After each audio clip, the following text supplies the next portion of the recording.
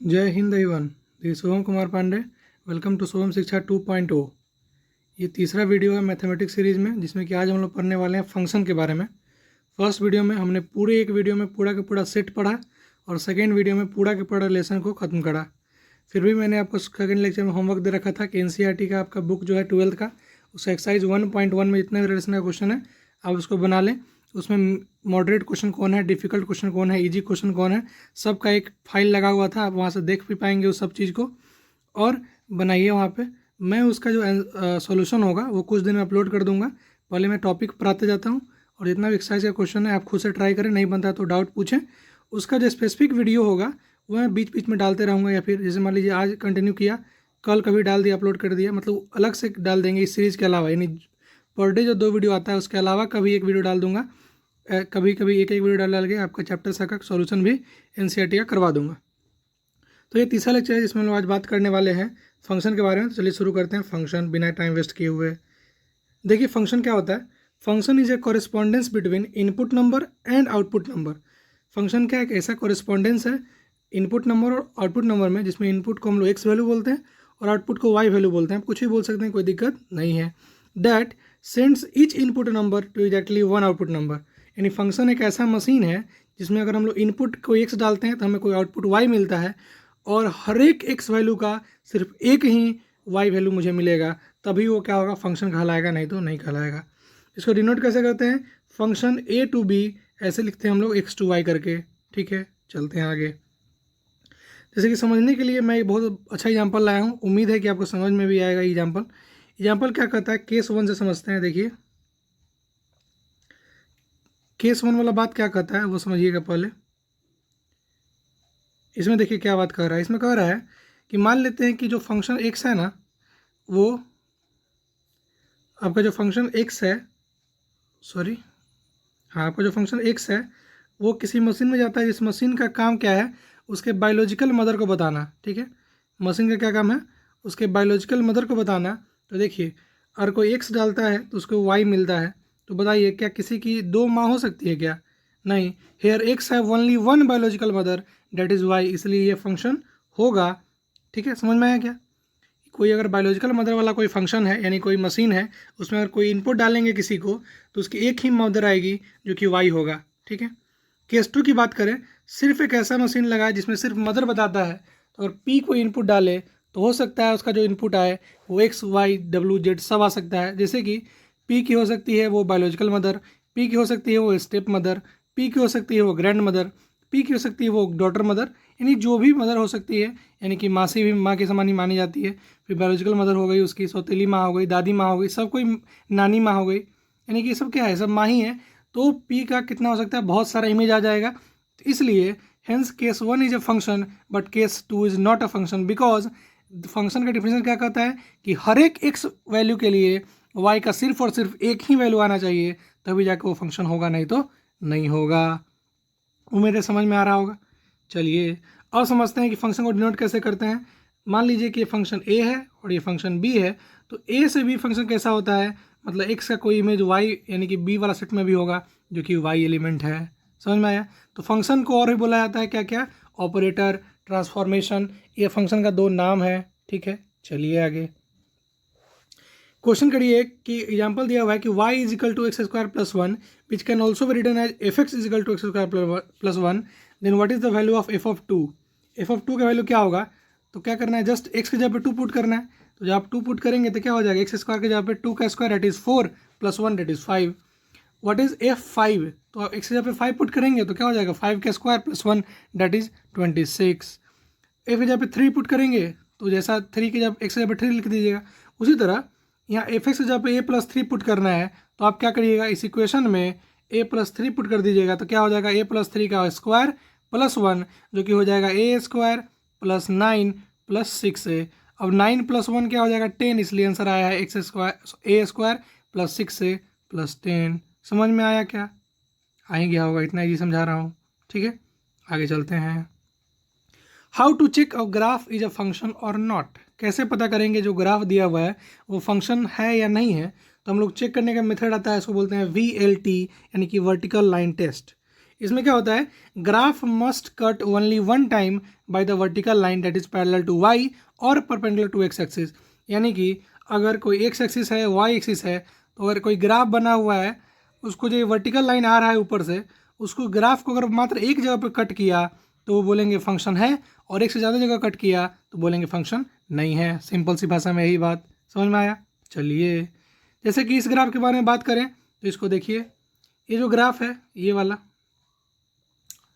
इसको मैं वाइट से करता हूँ ताकि आपको क्लियर हो जाए, या फिर ग्रीन से करता हूँ। देखिए ये वाला जो ग्राफ दिया हुआ था, इस ग्राफ को जब आप वर्टिकल लाइन इस पर ड्रॉ करिएगा vertical line, then you will to get know कि ये जो ग्राफ है मात्र एक ही जगह पे कट कर रहा है इस वर्टिकल लाइन द्वारा। क्या कर रहा है, मात्र एक ही जगह पे कट कर रहा है इस वर्टिकल लाइन द्वारा, इसलिए ये फंक्शन होगा। Graph cuts only one time, hence it denotes a function. आगे चलें, इस ग्राफ में देखें तो इस ग्राफ में जो वर्टिकल लाइन है वो ग्राफ को दो दो जगह कट कर रहा है, तो hence graph cuts more than once, hence not a function. समझ में आया कि फंक्शन ग्राफ से कैसे चेक करेंगे, मतलब सीधे फंक्शन कैसे चेक करेंगे कि अगर कोई वैल्यू दिया हुआ है उसका अगर एक से ज़्यादा कोई अगर आंसर निकल रहा है तो वो फंक्शन नहीं होगा, सिर्फ एक और एक आंसर निकल रहा है तो फंक्शन होगा। ग्राफ में क्या चेक करेंगे, ग्राफ में एक वर्टिकल लाइन ड्रॉ करेंगे जो कि वाई एक्सिस के पैरेलल होगा और एक्स एक्सिस के परपेंडिकुलर होगा, ठीक है। और चेक करेंगे अगर वो ग्राफ को एक बार कट किया तो फंक्शन, एक से ज़्यादा बार कट किया तो नॉट अ फंक्शन, ठीक है। चलिए आगे, अब बात करते हैं मैपिंग ऑफ फंक्शन के बारे में कि फंक्शन का मैपिंग कैसे करते हैं, और इससे क्वेश्चन आपके एग्जाम में आ सकते हैं। तो each element of A must be associated, element A जो है उसका सारा का सारा एलिमेंट जो होना चाहिए उसका इमेज बी में प्रेजेंट होना चाहिए। दूसरा बात कि each element of A combine with only one of B, element A का सारा का सेट ए का सारा एलिमेंट बी के सिर्फ एक एलिमेंट से ही अटैच होना चाहिए, तभी जाकर वो फंक्शन होगा। चलिए समझते हैं। इस ग्राफ को गौर करें, इस वाले मैपिंग को गौर करें, फर्स्ट वाले को, वेट अ मिनट, इसको गौर करें। ए से बी का रिलेटेड एक फंक्शन है, ठीक है। और यहाँ पे देखिए इसका इमेज यहाँ पे एक इमेज है, सही है। इसका भी एक इमेज है यहाँ पे, सही है। इसका भी एक इमेज है यहाँ पे, सही है। और ए का सारा एलिमेंट जुड़ा हुआ है। ए का सारा एलिमेंट बी के सिर्फ एक एलिमेंट जुड़ा हुआ है, इसलिए फंक्शन होगा। सेकेंड की बात करें तो ए से बी एक फंक्शन बना हुआ है जिसमें कि सारा के सारा क्या हुआ है, एक से नहीं जुड़ा हुआ है। यहाँ पे समझिएगा, यहाँ पे देखिए, पहला बात कि क्या ए का सारा एलिमेंट जुड़ा हुआ है, हाँ जुड़ा हुआ है, सब जुड़ा हुआ है। दूसरा बात, क्या ए का जो भी इमेज बी में है वो सिर्फ एक है, तो देखते हैं, वेट अ मिनट, इसका वाला तो एक है, इसका वाला भी एक है, इसका वाला भी एक है, लेकिन इस वाले का देखिए यहाँ पे एक वाई के एक्स वैल्यू से दो वैल्यू बन रहा है। वेट अ मिनट, यहाँ पे देखिए ये वाला जो सेकेंड एलिमेंट है सेट ए का वो यहाँ से भी अटैच है और यहाँ से भी अटैच है, यानी कि दो दो इमेज बन रहे हैं। तो जब किसी एक बच्चे की दो माँ होगी तो वो फंक्शन नहीं कहलाएगा। कोई दिक्कत, समझ में आया? ठीक है, आगे चलते हैं, इसलिए फंक्शन नहीं होगा। चलिए इसके बारे में बात करें, थर्ड वाले में कि फंक्शन होगा कि नहीं, इसके बारे में देखते हैं। पहला बात कि क्या ए का सारा एलिमेंट कंबाइन है, हाँ है। क्या ए का सारा एलिमेंट का एक ही इमेज है, देखिए इसका एक इमेज यहाँ पे है, इसका भी एक ही इमेज है यहाँ पे है, इसका भी एक ही इमेज है यहाँ पे है, और इसका भी एक ही इमेज है यहाँ पे है, तो ये पॉसिबल है। यानी कि आपका जो है ये वाला लाइन पॉसिबल है और ऐसा पॉसिबल नहीं है, यानी कि कॉनकेव पॉसिबल है और कॉन्वेक्स पॉसिबल नहीं है। ऐसे करके आप समझ सकते हैं, ठीक है। चलिए, तो आप बोलिए कि सर जब कॉनकेव पॉसिबल था तो ये भी पॉसिबल होना चाहिए था, फिर ये गलत क्यों हुआ? क्योंकि यहाँ पे एक एलिमेंट छूट गया था, और ऐसा हो नहीं सकता है कि एलिमेंट एक छूट दीजिएगा आप। हर एक एलिमेंट का एक ना एक इमेज होना चाहिए बी में, ठीक है। और इमेज नहीं होगा तो नहीं होगा फंक्शन, और सिर्फ एक ही इमेज होना चाहिए तभी जाके फंक्शन होगा, ठीक है। नेक्स्ट, अब बात करते हैं कि नंबर ऑफ फंक्शन, यानी किसी सेट के, दो सेट का फंक्शन, मतलब नंबर ऑफ फंक्शन कितना होगा। तो मान लेते हैं किसी सेट ए में m एलिमेंट है, किसी सेट बी में n एलिमेंट है, तो टोटल नंबर जो फंक्शन होगा वो होगा n to the power m। क्या होगा? n to the power m फंक्शन होगा, टोटल मिला के देखेंगे तो। अब बात करते हैं इसमें कि डोमेन क्या होता है, को डोमेन क्या होता है और रेंज क्या होता है। देखिए सेट ए में जितना भी एलिमेंट है सबको डोमेन बोलते हैं, सेट बी में जितना भी एलिमेंट है उसको को डोमेन बोलते हैं, और सेट बी का जितना एलिमेंट कंबाइन हुआ है उतना को रेंज बोलेंगे, और जो छूट जाएगा वो डोमेन में ही रहेगा, उसको रेंज में काउंट नहीं करेंगे। उम्मीद है समझ में आ गया होगा। जैसे कि देखिए यहाँ पे ए बी सी डी चारों एलिमेंट सेट ए का है, इसलिए इसको डोमेन बोलेंगे। सेट बी का ए बी 1 2 3 4 चारों एलिमेंट था, इसलिए इसको को डोमेन बोलेंगे। लेकिन रेंज में कैसे 1 2 3 आया, क्योंकि रेंज क्या क्या होना चाहिए, रेंज होना चाहिए जो जो कंबाइन है। तो यहाँ पे 1 कंबाइन है, 2 कंबाइन है, 3 कंबाइन है, 4 कंबाइन नहीं है किसी से, इसलिए ये फंक्शन ये रेंज में नहीं आएगा। और इसको फंक्शन बोलेंगे, फंक्शन कब नहीं बोलेंगे, जब इसमें का कोई एलिमेंट छूट जाए तब। इसमें का पूरा एलिमेंट छूट जाएगा तभी कोई दिक्कत नहीं है, एक एलिमेंट भी कंबाइन है तो चलेगा, ठीक है। इसमें के एलिमेंट्स में कोई मतलब नहीं है, मेरा इसमें का सारा एलिमेंट कंबाइन होना चाहिए। और दूसरा बात कि इसका सारा एलिमेंट का एक ही इमेज होना चाहिए, तभी जाके ये पॉसिबल फंक्शन हो पाएगा। कोई दिक्कत? आगे चलिए अब बात करते हैं डोमेन ऑफ ए फंक्शन के बारे में, कि फंक्शन का डोमेन कैसे निकालते हैं, डोमेन होता क्या है, इसके बारे में बात करें। तो अभी डोमेन के बारे में बात किए, क्या हुआ था कि the set of A is called the domain of a function denoted by D of F. First element of एक ऑर्डर पेयर, जिसको ऑर्डर पेयर का जो फर्स्ट एलिमेंट होता है उसको भी डोमेन ही बोलते हैं। जैसे कि यहाँ पे देखिए, जैसे कि कोई अगर ए कमा बी है तो इसका जो फर्स्ट एलिमेंट होगा ऑर्डर पेयर का वो डोमेन निर्धारित करेगा, और जो बी होगा वो को डोमेन निर्धारित करेगा, ठीक है। आगे चलते हैं। यहाँ पे देखिए रूल टू फाइंड डोमेन, कि डोमेन निकालने का क्या क्या तरीका हो सकता है उसके बारे में बात करते हैं। पहला कि हम लोग वो एक्स के वैल्यू को निकाल देंगे जो डिनोमिनेटर को जीरो करता हो। समझ में आया? डिनोमिनेटर को जीरो करने वाला वो सारा एक्स का वैल्यू निकाल देंगे जो डिनोमिनेटर को जीरो करता हो। डोमेन का पहला रूल, ऐसा नहीं कि कोई नंबरिंग किया हुआ है, मतलब मैं बता रहा हूँ, ठीक है। दूसरा क्या कि exclude x value that makes expression inside the square root negative. Square root के अंदर निगेटिव नहीं आना चाहिए, डिनोमिनेटर जीरो नहीं होना चाहिए। एक्सपोनेंट के रूट में तो एक्सपोनेंट हमेशा greater than equal to zero होना चाहिए।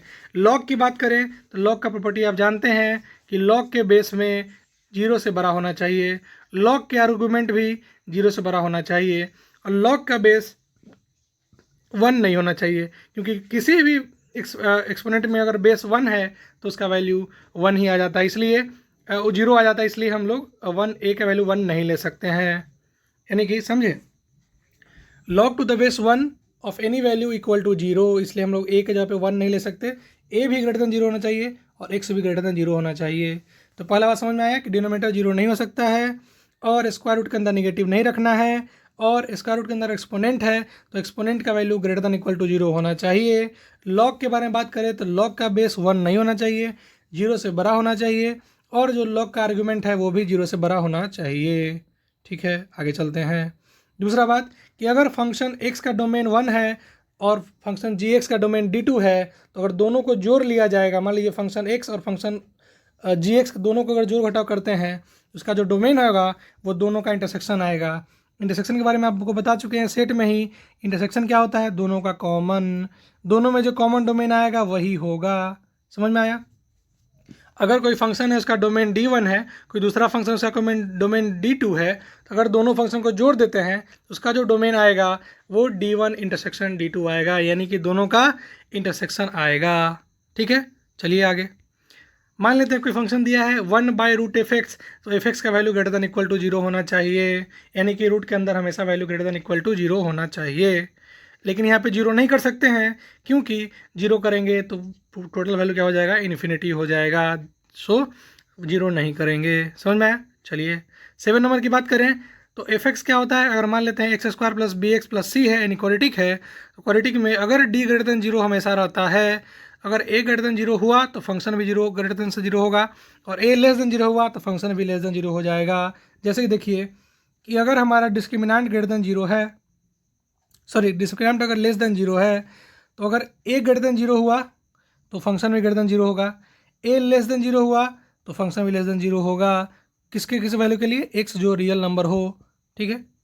समझ में आया कि नहीं? चलिए बस ये डिटेल आपको जानना था, इस पर क्वेश्चन कुछ कर लेंगे हम लोग आगे चल के, या फिर कल कर लेंगे। अब बात करते हैं रेंज के बारे में। रेंज समझिए, रेंज क्या होता है? Range of y f x is a collection of all the output corresponding to each real number in domain.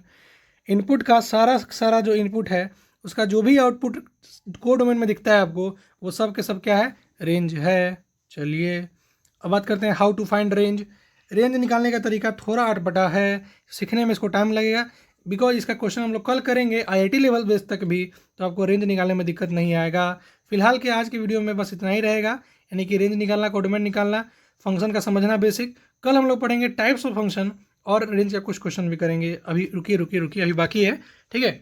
Finally range का रूल क्या है कि let y is equal to f x. मान लेते हैं कि y एफ एक्स है, तो एक्सप्रेस कर देंगे x को जी वाई के टर्म में और y की वैल्यू निकाल लेंगे जी वाई के टर्म में and define as required range. और जो y की वैल्यू जी वाई के टर्म में आएगा ना, उसी को रेंज बोल देंगे। मान लेते हैं क्वेश्चन अगर लीनियर रहे तो हम लोग x को y में बदल देंगे। क्वेश्चन अगर क्वाड्रेटिक रहे तो पहले कंप्लीट स्क्वायर करेंगे, यानी स्क्वायर में से कंप्लीट स्क्वायर कर लेंगे, तब सॉल्व करेंगे। और अगर स्क्वायर रूट रहे तो ग्रेटर देन इक्वल टू 0 कर देंगे। समझ में आया? चलिए, जैसे कि डोमेन निकालने की बात करें तो क्वेश्चन में लिखा हुआ है कि √3 - 2x by x square -4x + 3। आपको पता है कि डिनोमिनेटर 0 नहीं होना चाहिए, तो पहला रूल तो ये हो गया। दूसरा रूल क्या कि स्क्वायर रूट के अंदर जो भी एलिमेंट होगा उसका वैल्यू कितना होना चाहिए था, ग्रेटर देन इक्वल टू 0। पहला बात ये, दूसरा बात ये, ठीक है। चलिए, पहला का जब हम लोग उसको तोड़ेंगे तो क्या होगा, x - 3 और आपका क्या हो जाएगा, x - 1, यानी कि x - 3 और x - 1 इक्वल टू 0। तो आपसे क्या होगा, x जो होगा 3,1 आ गया, यानी कि हमें 3,1 नहीं लेना है, क्योंकि अगर हमने 3,1 लिया तो डिनोमिनेटर क्या हो जाएगा, 0 हो जाएगा। इसलिए we must exclude the value of x, यानी x का जो 3 और 1 वैल्यू है उसको हटा देना है इस फंक्शन से। चलिए, अगला बात क्या कि 3 - 2x ग्रेटर देन 0, मतलब कि x जो होगा लेस देन इक्वल टू 3/2 होगा। अगर आपको ये इनइक्वालिटी सॉल्व नहीं करने आता तो कोई बात नहीं, इसका भी हम लोग वीडियो बना लेंगे। फिलहाल ये समझिए यहाँ पे सॉल्व कैसे हुआ उसको मैं समझा देता हूँ एक बार, ताकि आपका इनइक्वालिटी का डाउट भी होगा तो क्लियर हो जाएगा। क्या था कि 3 - 2x greater than equal to 0, तो क्या हो जाएगा, -2x greater than equal to 3, तो x क्या हो जाएगा, लेस देन इक्वल टू 3/2। जब भी माइनस से मल्टीप्लाई करेंगे दोनों साइड तो ये इनइक्वालिटी बदल जाएगा। इनइक्वालिटी ग्रेटर देन था, अब क्या हो गया, लेस देन हो गया। तो x क्या हो जाएगा, x होना चाहिए ग्रेटर, x जो होना चाहिए लेस देन 3/2, और 3/2 चलेगा, ठीक है। तो हम लोग क्या करेंगे, इसको ग्राफ पे प्लॉट करेंगे। तो हमें क्या करना है, 3/2 को ले सकते हैं, तो 3/2 पे क्या करेंगे, 3/2 पे हम लोग क्या करेंगे, क्लोज ब्रैकेट डालेंगे, क्लोज इंटरवल। समझ रहे हैं इंटरवल का मतलब, समझ रहे हैं आप लोग? चलिए, उम्मीद है कि समझ रहे होंगे। तो ये हो गया इन क्लोज, फिर ये दोनों ओपन, मतलब हमको 1 और 3 नहीं चाहिए जो भी फंक्शन हो। तो हमें क्या लेना है, x जो होना चाहिए ग्रेटर देन इक्वल, यानी लेस देन इक्वल टू 3/2 होना चाहिए, यानी 3/2 से लेस किधर होगा, इधर। 3/2 से लेस जो वैल्यू होगा किधर होगा, इधर होगा। तो 3/2 से लेस इधर वैल्यू लेंगे, जिसमें कि हमें क्या लेना है, 1 नहीं लेना है, क्योंकि 1 अगर लेते हैं तो पूरा का पूरा फंक्शन 0 हो जाएगा। तो हमें 1 छोड़ करके 3/2 के इधर का कोई वैल्यू ले सकते हैं।